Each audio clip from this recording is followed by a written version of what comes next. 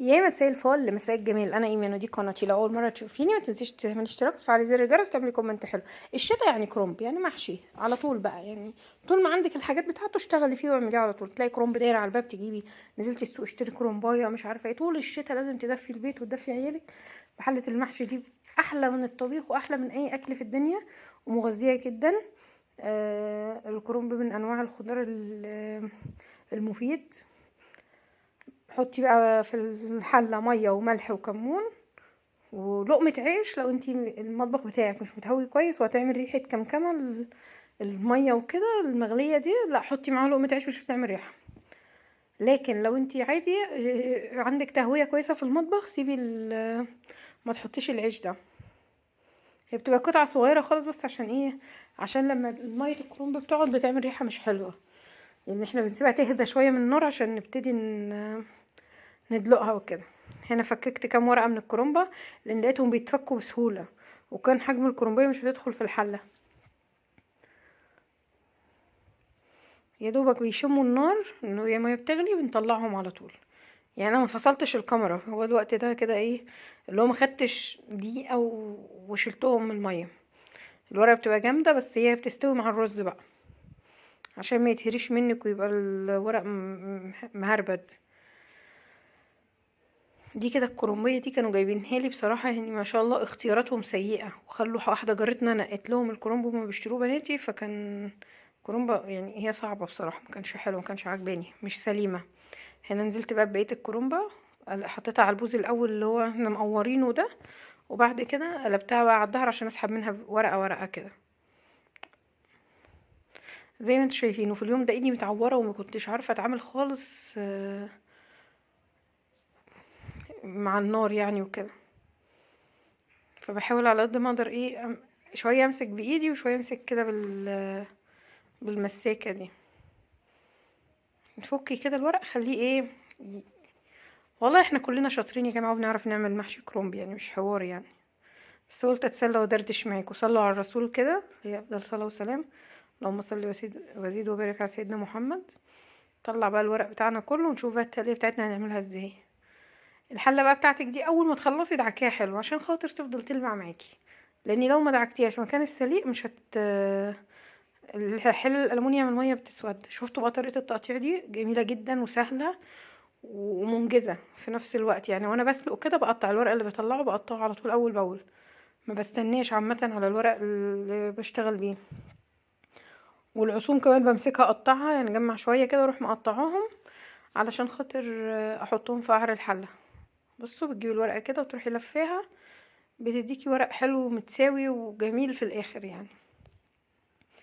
بعد كده جبنا بقى الحله بتاعتنا، غسلنا الفراخ كويس وغسلناها بالدقيق والخل والليمون وكده والملح، وشطفناها بميه دافيه.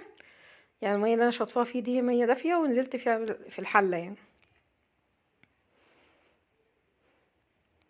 يعني ما شاء الله كان عندنا بقى ضيوف، فكان مزودين بقى في العدد ان احنا كده كده 5 افراد، يعني مش حوار.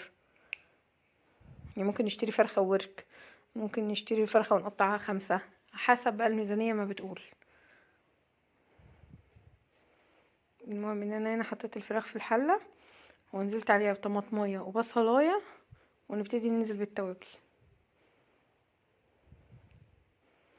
يا جماعه الشوربه بتاعت الفراخ لما بتغسليها كويس بتاخدي شويه شوربه تحفه، تعملي بيهم ملوخيه، تعملي بيهم لسان عصفور، تعملي بيهم محشي زي الفل. هنا حطيت كام فص حبهان وحطيت فلفل اسمر و7 بهارات، وبعد كده هحط الملح واغطي الحله.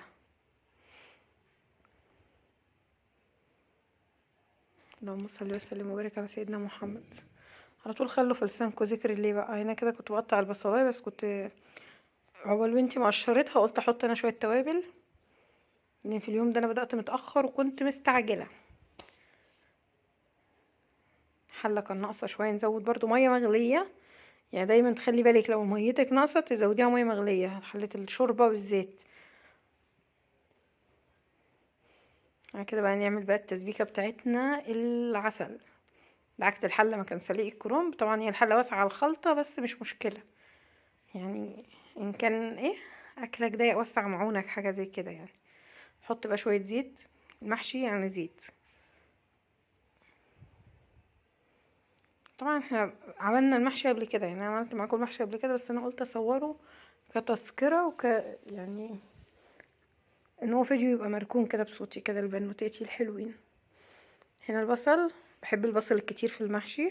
الكبة هنا ما شاء الله ما شاء الله تبارك الله بتطحن البصل خشن، ما بتعصروش، يعني انا بديها كام ضربة كده بتخليه البصلة حلوة مظبوطة، مش ناعمة ومش معجونة، ما بتنزلش ميتها. تمام. فالكبة دي انا كنت عاملة عليها ريفيو قبل كده على القناة التانية، اسمها MG، جميلة جدا. هنا كده البصلة اتحمرت، نزلت عليها بالطماطم وكيسين الصلصة. طبعا نسيت احط الصلصة على البصل، يعني عشان الحاجة مش جنبي فنسيت. شطفنا الشفشق بتاع الطماطم، نغطي بقى حلتنا اول ما تتسبك. شفتوا الزيت نطر على الوش بتاع التسبيكة دي، اساس بقى، دي التكة بتاع المحشي، لازم الزيت بتاعك يطلع على الوش بتاع الطماطم. شفتوا تبقى جميلة. نحط بقى كمون، ميكس البهارات بتاعتنا.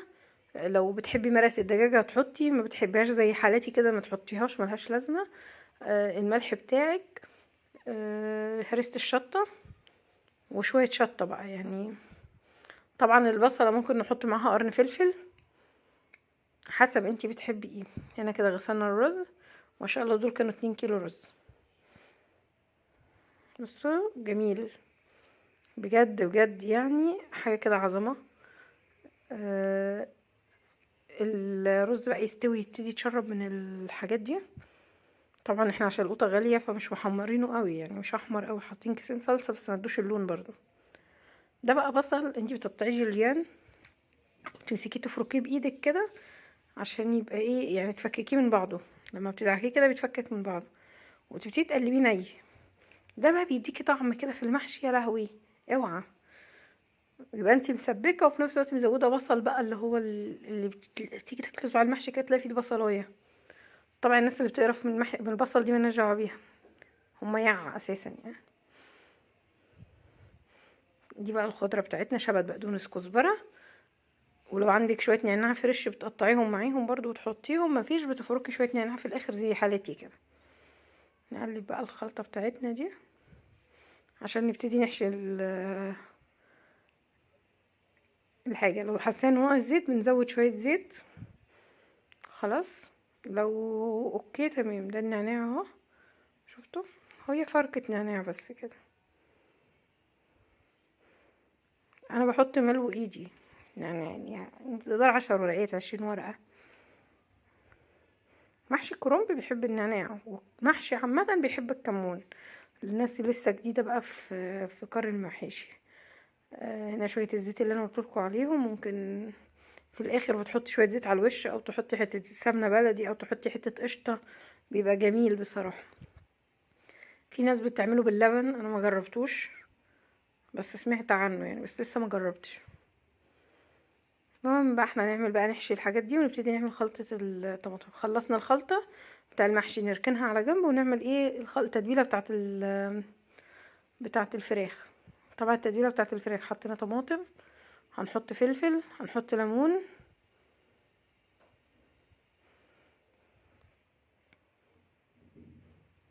احنا هنا نحط نص ليمونة.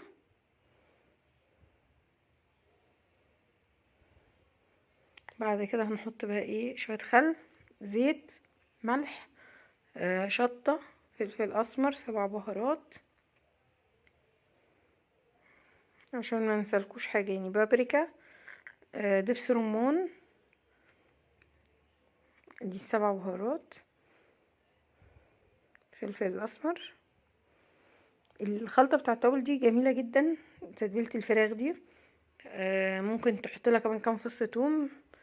هنا السكر ده بديل للعسل، عشان ما فيش عسل فنحط سكر عشان خاطر تدينا لون حلو في الاخر، اللون المكرمل ده المحروق ده. خلص بقى كده. ده شوية دبس الرمان، لقيتهم مش عايزين يتحركوا من الازازة، رحت حاطه معلقة شوربة معاهم، راحوا دايبين في الازازة، رحت مفضيهم. كان تقيل جدا مش عايز ينزل من قعر الازازة. حطينا بقى شوية شطة، نضرب بقى في الخلاط. الخلاط ده يا جماعة يعني بجد كتر خيره معايا والله، ليه سنين كتير قوي. ممكن دي 15 سنة، لا اقل شوية، دي بتاع 10 سنين 12 سنة كده. هنا كده جبت تتبيلة الفراخ، والصينية المحترمة اللي بتدخل الفرن وتتحروق معانا دي على طول، بقت يعتبر صينية الفرن، بس ما يعني مش للكيكات، لا للفراخ، للحاجات اللي بتتحمر، الحاجات اللي زي كده، شوية كحك بقى تعمليهم بتساعد مع السجان والكلام ده. دهنا الصينية شوية زيت، ونبتدي نتبل بقى فراخنا وندخلها بقى، نسيبها مركونة كده لحد وقت الأكل نحمرها. الأكلة دي من الأكلات اللي ولادي بيعشقوها ويطلبوها مني دايما. هنا كده خلصت يعني تبلت الفراخ كلها، ابتدي احط على وشها بقى الحاجات العظيمة دي يا جماعة كده فرخة ووركين، مشترين عليها وركين يعني.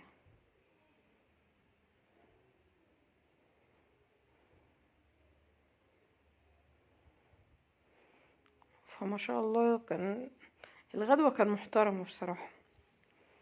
جبنا بقى الحلة بتاعتنا، حطينا شوية العصور، ونبتدي نلف بقى واديله ادي انتي وشطارتك بقى. يعني واحدة زي حالتي عندها كرسي في المطبخ هتقعد عليه وتقعد تلف حلة المحشي بتاعتها، واحدة بقى حابة التلفزيون هتاخد حلتها دي وتروح تقعد قدام التلفزيون، بس تفرش فرشة طبعا على الحافظة بتاعتها او اي حاجة. اي حاجة كده مش بتستخدميها، مفرش بلاستيك بتاع الاكل، اي حاجة حطيها تحت الحلة بتاعتك وابتدي تشتغلي كده وانتي قاعدة على الارض. للناس اللي ما بتحبش الوقفة، الناس اللي بتحبش تقعد على الارض بقى زي حالاتي هتقعد في المطبخ على الكرسي وتبتدي تشتغل. هنا كده كنت لفيت اول دور، هنا كده خلصت حلة وبناتي عملوا حلة قصادي. ونحشي بقى شوية الفلفل، ده نص كيلو فلفل، حبيت اكمل بيه الرز يعني، عشان الرز ده فاض مني يعني. الكرنبتين ما خدوش 2 كيلو رز، او 2 كيلو 100 جرام كمان ما شالوهمش. تملي نص الفلفلايه، ما تمليش الفلفلايه على الاخر، دي نصيحه كده علشان خاطر المحشي بتاعك يطلع مظبوط وطعمه ومستوي. الرز مفلفل، مش مخرز وناشف وكده.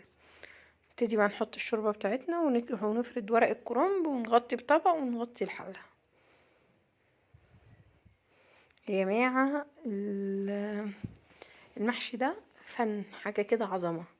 انا احب الحله اللي اعملها الفها من اولها لاخرها كده، هتبقى على كيفي انا، محدش يلف معايا فيها. ده كده الملوخيه، عملت شويه ملوخيه جميله بجد، كان سكر ولونها جميل اخضر حلو قوي. تقريبا احنا هنودع الملوخيه، خلاص الشتا داخله.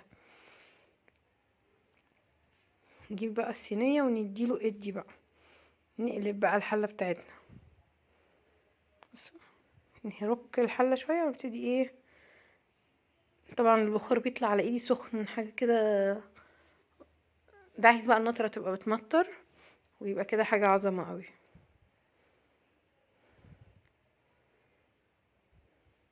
شفتوا هو بيتاكلش لو هو سخن مولع كده. والفراخ طلعت من الفرن ما تقوليش بقى محروقه، هي لونها تحفه، متكرمل كده جميل جدا. يعني الكاميرا بصراحه ظالمه التحميره بتاعه الفراخ، لان بنتي بتحمرها لي 10/10، هي اللي بتعملي التحميره دي، بتديني اللون ده جميل بجد. تسلم ايديها يا رب. يا جماعه الناس اللي مش مشتركه عندي في القناه ما تنسوش تعملوا اشتراك وتفعلوا زر الجرس وتعملوا كومنت حلو ودعوه حلوه كده عشان ربنا يكرمني قبل رمضان والقناه تتفعل. طبعا ده مش هيحصل غير بتعبكم معايا. شفتوا وليمه، دي وليمه يعني، في عزومه ولا حاجه تعملي صينيه المحشي وشويه الفراخ وبس، متعمليش حاجه تاني. دي كده عزومه لوحديها الاكله دي، وطبقين ملوخيه وخلص الموضوع على كده. ايه رايكم؟ شفتوا الاضاءه ظبطت.